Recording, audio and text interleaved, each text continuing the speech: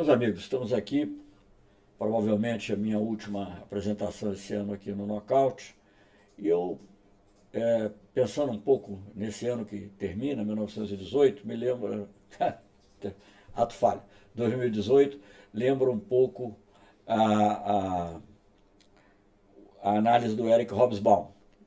Acho que vocês vão entender o ato falho, porque o Eric Hobsbawm chamava o século XX o século curto. O século curto porque ele considerava que o século ia do fim da Primeira Guerra Mundial até a queda do Muro de Berlim e a dissolução da União Soviética. Esse foi o século XX, segundo ele. Nesse sentido, mais ou menos, eu estava pensando que nós tivemos um ano curto, quer dizer, longo na quantidade de eventos que ocorreram, mas curto cronologicamente, porque eu posso dizer que o ano de 2018 começa com a prisão do Lula. E termina com essa última decisão do STF, que na realidade resulta em manter o presidente Lula preso. E por que eu digo isso? Porque, claro, houve outros fatos importantes, inegavelmente, as eleições, tudo como ocorreu, não vou entrar aqui nos detalhes, mas por que isso é importante? Porque eu vejo a principal tarefa nossa nos próximos anos.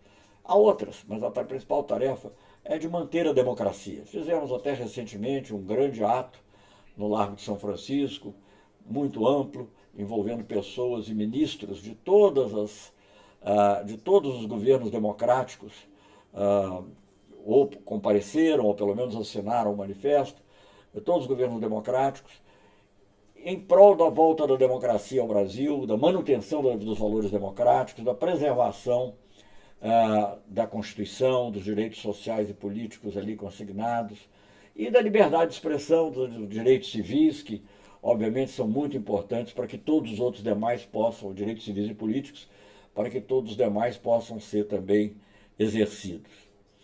E pensando nisso, e no significado da democracia brasileira, claro que há muitas outras coisas, mas eu acho que algo é simbólico. E o que é o símbolo é a libertação do presidente Lula. E eu digo isso não é só pela amizade pessoal, que todos sabem que eu tenho, nem pela minha ligação com o PT, que também as pessoas sabem que eu tenho, ou por minha posição política mais ampla. É uma constatação de fato. Eu não conheço nenhum outro país importante do mundo, em que, nem importante nem sem importância, mas digamos um país de alguma expressão, em que o maior líder que ele já teve, ou vamos colocar até assim de uma maneira mais impessoal, o líder que é o mais estimado pelo povo, que é tido como principal líder, como o melhor presidente que o país já teve, esteja preso. Isso é uma coisa que não existe, que não há como explicar. E é muito difícil.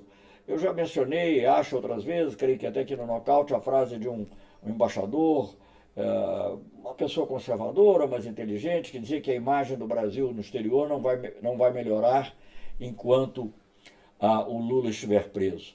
E isso é verdade. Não adianta pensarem que há uma manipulação do PT. O PT nem tem recursos, nem nada, né, para fazer. As pessoas, todos os jornais têm correspondentes aqui. A Igreja Católica tem pessoas que acompanham aqui, que formam o Papa, a ONU. Tem também pessoas aqui que informam o secretário-geral, que informam a alta comissária de direitos humanos, e essas pessoas todas estudam e veem a situação. Não é nenhuma manipulação da imagem, como no governo militar se dizia sempre, é preciso melhorar a imagem do Brasil. E uma vez um embaixador, que era meu chefe, era um homem muito correto, isso em pleno governo Médici, alguém disse para ele, precisamos melhorar a imagem. Ele disse assim, eu sei uma maneira de melhorar a imagem. Ele disse, mas qual? Acabar com a tortura. Bem, nós não estamos vivendo a tortura, mas nós temos situações extremas no Brasil. E talvez a mais simbólica delas seja manter o Lula preso. Então você não vai melhorar a imagem do Brasil no exterior, pode ter um gasto que quiser em defesa da imagem, que não vai conseguir mudar essa imagem. Porque, queira ou não queira, eu estava outro dia rememorando um pouco, até para escrever para o próprio presidente, estava rememorando um pouco assim, episódios. E aí vem à mente como o Lula contracenava com naturalidade, né, com o presidente Bush. Né? Há uma cena que ele sempre gosta de descrever, que era o Bush entrando na sala, entrando no lugar onde estávamos todos em Evian, em que todos se levantam, e ele disse assim, nós não vamos levantar, né, Celso, até que o Bush chegue perto aqui. Nós não vamos bater continência para o presidente dos Estados Unidos. Há outras cenas, eu estava lembrando, num sentido diferente, para mostrar a empatia que o Lula tinha com outros líderes. Nós tínhamos naquela época um grupo de países chamado IBAS, Índia, Brasil, África do Sul, muito ativo, fez várias coisas, esteve ativo no Haiti, ganhou prêmios, inclusive, pela ação, que coordenava a política em relação a temas como a reforma da ONU e vários outros. E esse grupo era Índia, Brasil e África do Sul. Se reunia todos os anos, nos reuníamos também, não só em nível de ministros, mas também se reuniam os presidentes. E numa dessas reuniões, o presidente Lula está conversando com o Manmohan Singh, que era o primeiro-ministro da Índia, descobri, aliás, que era um grande admirador de Celso Furtado, e Thabo Mbeki, que era o presidente da África do Sul. Thabo Mbeki tinha aquele jeito, assim, que eu era muito curioso, porque ele, obviamente, é um típico sul-africano, negro, indiscutivelmente negro, mas como tinha passado muito tempo no exílio, fumava cachimbo, tinha um ar meio assim de lord inglês, de ficar fazendo observações.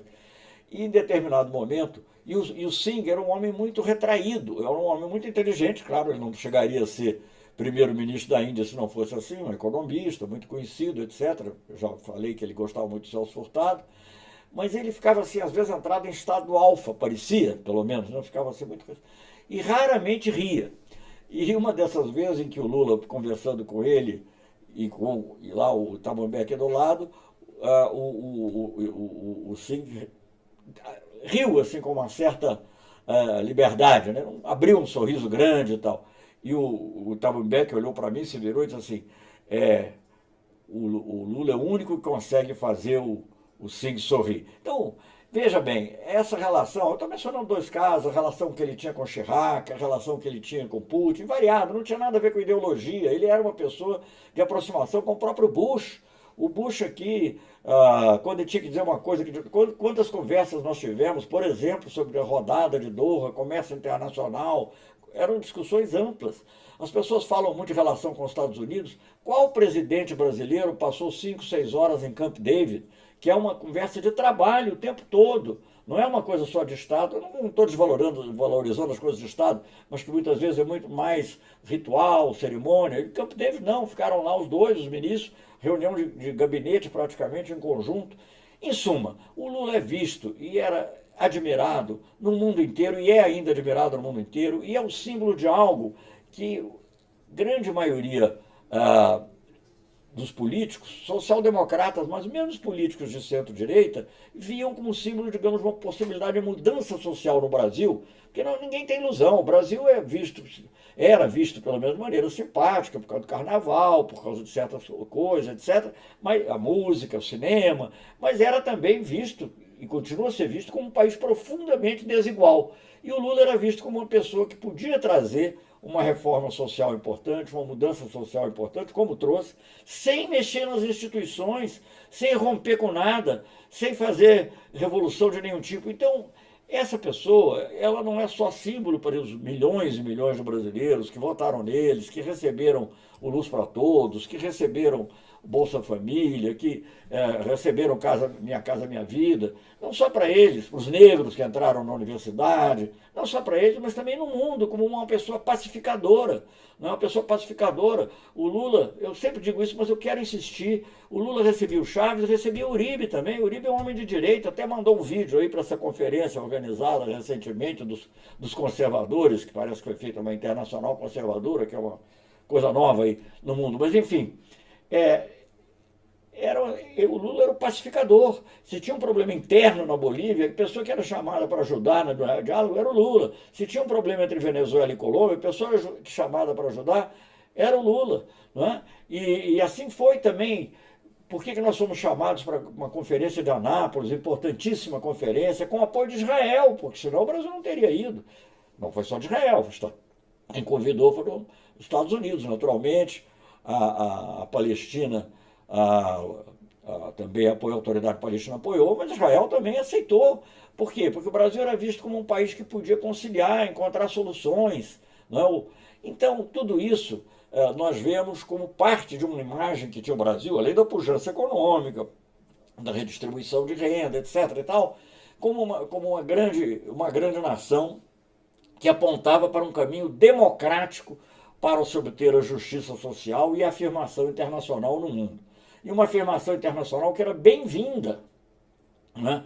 Não é à toa que, quando foi feito um seminário recentemente, políticos não só de esquerda, políticos de centro, ou até centro-direita, como eles dizem na França, do lado do droite, republicano, como enfim, o ex-primeiro-ministro e ex-ministro das Relações Exteriores francês, que veio aqui. Não é? Por quê? Porque o Brasil é visto como sendo importante para o mundo. Então eu estava rememorando essas coisas um pouco, até para lembrar um pouco, animar um pouco o Natal do nosso presidente, lembrar, ter boas lembranças, né? Tem um lado triste, mas tem um lado também alegre, já que a gente não há muito o que se alegrar com a situação atual, pelo menos ter as boas memórias. E ao relembrar, inevitavelmente eu fico pensando como é possível, como é que o mundo vai ver o Brasil de outra forma, sem falar nas ações, né? Quer dizer, quando se fala mal do Mercosul, você joga fora, joga no lixo, um acordo que a classe empresarial toda queria aqui, queria com ressalvas, porque às vezes quando chegava na hora do acordo não tinha dúvida, mas oficialmente queria, toda a mídia pedia acordo Mercosul-União Europeia, que era uma boa ideia.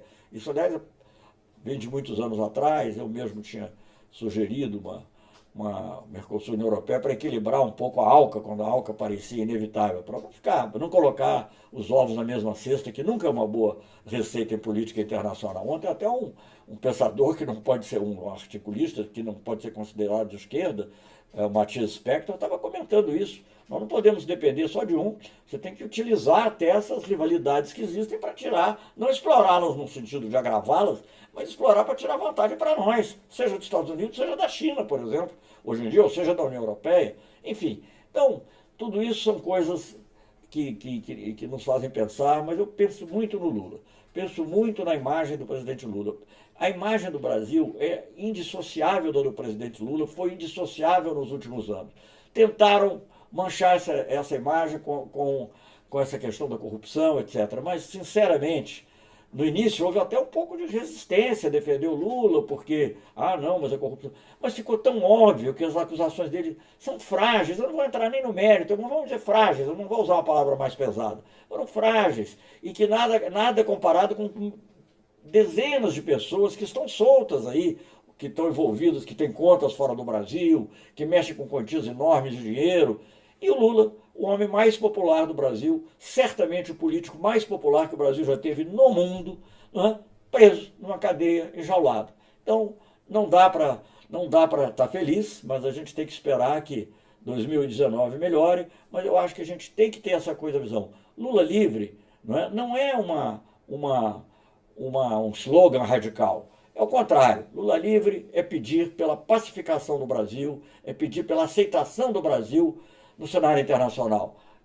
A direita, ou a extrema-direita, sei lá, mas a direita ganha a eleição, tudo bem, é lá que vai ter que governar. Mas governemos em paz, discutamos em paz, restabeleçamos o diálogo, o debate. Vamos terminar com, digamos, a política dos xingamentos e das ofensas, e voltemos, enfim, tudo que se fala aí não vou nem entrar no mérito novamente, vamos voltar a uma política de diálogo, de discurso. Você tem um discurso e tem um contradiscurso. E o povo vai decidir sendo esclarecido sobre o que está sendo feito. Então eu acho que para restabelecer esse diálogo, inclusive, até para evitar uma radicalização excessiva de certas forças de esquerda, a presença do Lula na política é muito importante. Não percam isso de vista. O Lula é um pacificador. O Lula é uma pessoa moderada. O Lula é uma pessoa da negociação. Por isso a gente pode dizer, e eu digo com grande, digamos assim, muita vontade, com a minha consciência, qual é o principal desejo para 2019? Lula livre.